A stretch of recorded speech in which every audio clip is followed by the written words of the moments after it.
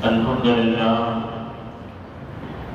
لله رب العالمين، والصلاة والسلام على سيدنا محمد وعلى آله وأصحابه أجمعين، أما بعد. فقد قال الله تعالى في القرآن العظيم والفرقان المجيد: فأعوذ بالله من الشيطان الرجيم، بسم الله الرحمن الرحيم.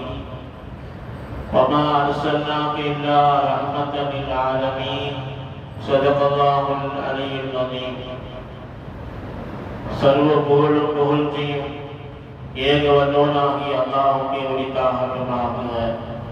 சாந்தியும் சமாதானமும் சாந்தி நபி, சங்கி நபி, அற்குலத்திற்கெல்லாம் சொந்த நபியாகிய நம் உயிரிலும் மேலான கண்மணி நாயகம் ஸல்லல்லாஹு அலைஹி வஸல்லம் அவர்கள் மீதும், அவர்களது அடிச்சுவற்றி அடிமரலாக பின்பற்றிய சத்திய சஹாபாக்கள், தாபீன்கள், தபஅ தாபீன்கள், நாதாக்கள், நல்லோர்கள், வலிமார்கள், குறிப்பாக நம் அனைவர் மீதும் அல்லாஹ்வுடைய சாந்தியும் சமாதானமும் என்றென்றும் குறைவின்றி நிறைவாக நிலவட்டுமாக.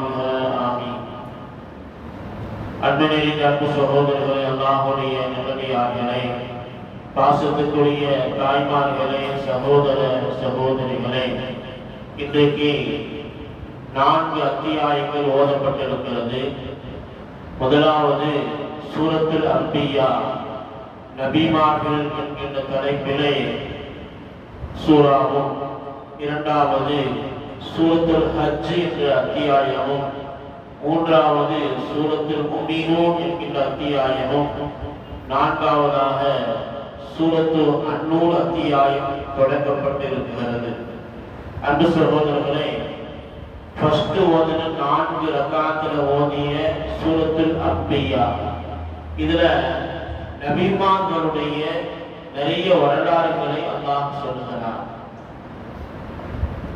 அதுவும் எப்படி சொல்றான் அப்படின்னா, நபிமார்களை பற்றி ஒரு குறிப்பு வரைங்க அப்படின்னு சொன்னா ஒரு 4 வரியில நம்ம எழுதுவோமா இல்லையா? அந்த மாதிரி ஒவ்வொரு நபிமார்களை சொல்லி அவங்கள பத்தி ஒரு 3 செய்தி, 4 செய்திகள், அந்த மாதிரி அல்லாஹ் வரிசையாக நிறைய நபிமார்களை பற்றி அல்லாஹ் பேசினான். நூஹ் நபியை பற்றி, இப்ராஹிம் நபியை பற்றி, இஸ்ஹாக் நபியை பற்றி, யாக்கூப் நபி, அய்யூப் நபி, ஜக்கரியா அலைஹிஸ்ஸலாத்து வஸ்ஸலாம், யஹ்யா நபி, அதே மாதிரி சுலைமான் நபி, இஸ்மாயில் நபி, துல்கிஃப்லி நபி போன்ற நிறைய நபிமார்களை அல்லாஹ் தஆலா அவங்களை பத்தி உண்டான ஒரு சிறப்பு செய்தியை சொல்லிட்டு 4 வரியில நிறைய செய்திகளை சொல்லிட்டு கடைசியாக முஹம்மது ரசூலுல்லாஹி ஸல்லல்லாஹு அலைஹி வஸல்லம் அவங்களை பத்தி அல்லாஹ் பேசுகிறான். என்ன நபியை பத்தி அல்லாஹ் என்ன சொல்றான் அப்படின்னா, அதிகமாக பேசுற ஒரே வார்த்தையில் அல்லாஹ் சொல்கிறான்: வமா அர்ஸல்னாக இல்லா ரஹ்மத்தல் லில் ஆலமீன், நபியே உங்களை உலகத்தார்களுக்கு அருள் கொடையாக நாம் அனுப்பி வைத்திருக்கிறோம் என்று ஒற்றை வரியிலே அத்தனையும் அடங்கிய செய்தியை நபியை குறித்து அல்லாஹ் என்ன சொல்லி தருகிறான். அன்பு சகோதரர்களே, நபிகள் நாயகம் ஸல்லல்லாஹு அலைஹி வஸல்லம் அவர்கள் மனிதர்களுக்கும் ஜின்களுக்கும் உலகத்துடைய எல்லா படைப்புகளுக்கும் மலக்குகளுக்கும் ஏன் கால்நடைகளுக்கும் உயிரினங்களுக்கும் அனைத்திற்கும் நபி ரஹமத்தாக இருக்கிறார்கள், அருள்கொடையாக இருக்கிறார்கள். எந்த அளவுக்கு என்று சொன்னால், அவர்கள் காஃபிர்களுக்கு கூட அவர்கள் அருள்கொடைதான். ஏன் தெரியுமா? அவர்கள் செய்யக்கூடிய பாவங்களுக்காக வேண்டி அல்லாஹ் தஆலா அவர்களை தண்டிக்கலாம் என்று நாடுகிற பொழுது அல்லாஹ் தஆலா அவர்களை தண்டிப்பது கிடையாது. ஏனென்று சொன்னால் அல்லாஹ் தஆலா இன்னொரு ஆயத்திலே சொல்லித் தருகிறான்: வமா கானல்லாஹு யுஅذிபுஹும் வ அன்த ஃபீஹிம், நபியே நீங்கள் இருப்பதினால் அவர்களை கூட நாங்கள் தண்டிப்பது கிடையாது, அல்லாஹ் தஆலா வேதனை இறக்குவது கிடையாது என்று காஃபிர்களுக்கு கூட நபிகள் நாயகம் ஸல்லல்லாஹு அலைஹி வஸல்லம் அவர்கள் அருள்கொடையாக இருக்கிறார்கள். அதோடு மட்டுமல்லாது, உலகத்தில் எத்தனையோ சமுதாயம் வந்தாலும் சிறந்த சமுதாயம் என்று சொன்னால் இந்த உம்மத்தே முஹம்மதியா என்று சொல்லக்கூடிய நம்முடைய சமுதாயம் தான் சிறந்த சமுதாயம். அதுக்கு என்ன காரணம் அப்படின்னு கேட்டா பெரிய காரணம்லாம் ஒண்ணும் கிடையாது. நம்முடைய தலைவர் யாருங்க? முஹம்மது ரசூலுல்லாஹி ஸல்லல்லாஹு அலைஹி வஸல்லம் அவங்களாக இருப்பதனால நமக்கு அல்லாஹ் தஆலா சிறந்த சமுதாயம் அப்படிங்கிற ஒரு சிறப்பு பெயரை நபியின் மூலமாக அல்லாஹ் நமக்கு வழங்குகிறான். அன்பு சகோதரர்களே, ஒவ்வொரு நபிமார்களுக்கும் அல்லாஹ் தஆலா எல்லா நபிமார்களுக்கும் ஒரு துஆவை கொடுத்திருக்கான். அந்த துஆவை சொல்லி அவங்க எதை கேட்டாலும் அல்லாஹ் தஆலா உடனே அங்கீகரிச்சிடுவான். அது அவங்க சொந்த தேவையாக இருக்கலாம், சமூகத்துடைய தேவையாக இருக்கலாம், எதுவாக இருந்தாலும் அவங்க கேட்கலாம் அப்படின்னு அல்லாஹ் தஆலா அவங்களுக்கு இஷ்டம் கொடுத்திருக்கிறான். ஸல்லல்லாஹு அலைஹி வஸல்லம் சொல்றாங்க, எல்லா நபிமார்களும் அந்த துஆவை பயன்படுத்திட்டாங்க, நான் மட்டும்தான் அந்த துஆவை பயன்படுத்தாம வச்சிருக்கிறேன். எதுக்கு தெரியுமா? நாளை மறுமை நாளிலே என் உம்மத்திற்கு ஷஃபாஅத் செய்வதற்காக வேண்டி, சிபாரிசு செய்வதற்காக வேண்டி அதை நான் பத்திரமாக வைத்திருக்கிறேன் என்று ரசூலுல்லாஹி ஸல்லல்லாஹு அலைஹி வஸல்லம் சொல்லித் தருகிறார்கள். அன்பு சகோதரர்களே, பெருமானாருக்கு அவங்க வாழ்க்கையில அந்த துஆவை பயன்படுத்துவதற்குண்டான பல்வேறு சந்தர்ப்பங்கள் வந்தது. தாயிஃபுக்கு போனாங்க, கல்லாலும் சொல்லாலும் அடித்தார்கள். பெருமானார் காபத்துல்லாஹ்வை தொழுகிறாங்க, ஒட்டகத்தை குடல கொண்டு போய் முதுகுல போட்டாங்க. இப்படி பல்வேறு சோதனைகள், எல்லா சோதனை வந்த பொழுதும் ஸல்லல்லாஹு அலைஹி வஸல்லம் என்ன செய்யல? அந்த துஆவை பயன்படுத்தவே. பெருமானாருடைய வாழ்க்கையில சோதனையில பெரிய சோதனை எப்போ வந்துச்சு அப்படின்னா, ஹிஜ்ரி 7ஆம் வருடம் மக்காவாசிகள் எல்லாம் ஒன்று சேர்ந்து இனிமேல் இவர்களை விட்டு வைத்தால் எல்லாத்தையும் இவங்க என்ன செய்வாங்கன்னா முஸ்லீமாக ஆக்கிடுவாங்க, இஸ்லாத்துல சேர்த்துடுவாங்க. அதனால மக்களுக்கு காப்பீர்கள் எல்லாம் ஒன்று சேர்ந்து ஒரு முடிவு செஞ்சாங்க, இனிமேல் இவர்களுக்கும் நமக்கும் எந்த சம்பந்தமும் கிடையாது. என்னவெல்லாம் சொல்லி பார்த்தாங்க, காசு வேணுமா, பணம் வேணுமா, செல்வாக்கு வேணுமா, தலைவர் அப்படிங்கிற பொறுப்பு வேணுமா, என்ன வேணா கேளுங்க, அந்த தர்றோம். நீங்க செய்ய வேண்டிய வேலை என்ன தெரியுமா? லா இலாஹ இல்லல்லாஹ் முஹம்மது ரசூலுல்லாஹ் அப்படிங்கிறத விட்டுருங்க. புதுசு புதுசா ஒன்று சொல்லாதீங்க. நாங்க எதை வணங்கிட்டு இருந்தோமோ அதை எங்களை வணங்க விடுங்க. எதையும் நீங்க பேசாதீங்க என்று சொன்னார்கள். ஒன்றும் நடக்காத போது மக்களுக்கு காப்பீர்கள் எல்லாம் ஒன்று சேர்ந்து இனிமேல் இவர்களை நாம் ஒதுக்க வேண்டும், தனிமைப்படுத்த வேண்டும். யாரெல்லாம் முஸ்லிம்களாக இருக்கிறார்களோ அந்த குடும்பத்தார்களை நாம் ஒதுக்கி வைக்க வேண்டும் என்று ஷுஅபை அபூ தாலிப் என்கின்ற அந்த இடத்துல இவர்கள் நபிகள் நாயகம் ஸல்லல்லாஹு அலைஹி வஸல்லம் அவர்களையும் அவருடைய குடும்பத்தார்களையும் ஈமான் கொண்ட மக்களையும் தனிமைப்படுத்தினார். தனிமைப்படுத்தி ஒரு லெட்டர் எடுத்தினார். இந்த லெட்டர்ல எழுதினார், இனிமேல் இவங்கள்ட்ட எந்த தொடர்பும் வச்சுக்க கூடாது, வியாபார தொடர்புகள் இருக்கக்கூடாது, கொடுக்கல் வாங்கல் இருக்கக்கூடாது, பொண்ணு கொடுக்கிறது பொண்ணு எடுக்கிறது எதுவுமே இருக்கக்கூடாது. எந்த தொடர்பும் உணவிலிருந்து உடையிலிருந்து தண்ணீரிலிருந்து எதுவுமே கிடையாது அப்படின்னு ஒரு லெட்டரை எழுதி என்ன செஞ்சாங்க அப்படின்னா, காபத்துல்லாவுல உள்ள இடம் இருக்க மாதிரி அந்த காபத்துல்லாவுக்கு உள்ள போய் அதை எழுதி தொங்க வச்சாங்க. தொங்க வச்சதுக்கு பிறகு என்ன செஞ்சாங்க, ஹிஜ்ரி 7ஆம் வருஷம் முஹர்ரம் பிறை 1 அன்று அவர்கள் எல்லாம் நபிகள் நாயகம் ஸல்லல்லாஹு அலைஹி வஸல்லம் அவர்களையும் அவருடைய தோழர்களையும் ஈமான் கொண்டவர்கள் குடும்பத்தார்களையும் எல்லாத்தையும் அப்படியே தனிமைப்படுத்தினார். ஒரு நாள் இல்லை, 2 நாள் இல்லைங்க, 3 வருஷம். 3 வருஷம் அவங்க பட்ட பாடு சாதாரண கஷ்டம் கிடையாது, சாதாரண சிரமம் கிடையாது. உண்ணுவது உறங்குவது எதுவுமே நிம்மதி இல்லாம ஆயிட்டாங்க. சாப்பிடுறதுக்கு வழி இல்லை. ஏதாவது கொடுக்கல் வாங்கல் இருந்தா தானே இந்த உணவு சேரும். உணவும் கிடையாது, தண்ணீரும் கிடையாது. இரவு நேரங்கள் குழந்தைகள் அழுகுவார்கள், பசி. இரவு நேரங்கள்ல பெரியவர்கள் எல்லாம் நோயினால அவதிப்பட்டு அழுகுவார்கள். எந்த மருத்துவமும் கிடையாது, எந்த தொடர்பும் கிடையாது. 3 வருடங்கள் கொஞ்சம் கஷ்டம் கிடையாது. ஒரு கட்டத்துல என்னாச்சு அப்படின்னா சதீஜா அம்மையாருடைய மிகப்பெரிய செல்வம் அந்த செலவாச்சு. செலவாய் எல்லாம் தீஞ்சாச்சு, ஒண்ணுமே கிடையாது. கடைசியில் சாப்பாட்டுக்கு வழி இல்லாம சஹாபாக்கள் என்ன செஞ்சாங்க அப்படின்னா இலை தலைகளை எல்லாம் பறித்து சாப்பிட்டாங்க. அல்லாஹ் பெரிய சோதனையை தந்தான். அந்த சோதனையும் அவர்கள் பொறுமையாக இருந்தாங்க. நமக்குள்ள இன்னைக்கு ஈமான் என்பது, இஸ்லாம் என்பது, கலிமா என்பது லேசா கிடைச்சிருச்சு. ஆனா அவங்களுக்கு அப்படி அவ்வளவு பெரிய சோதனை அல்லாஹ்.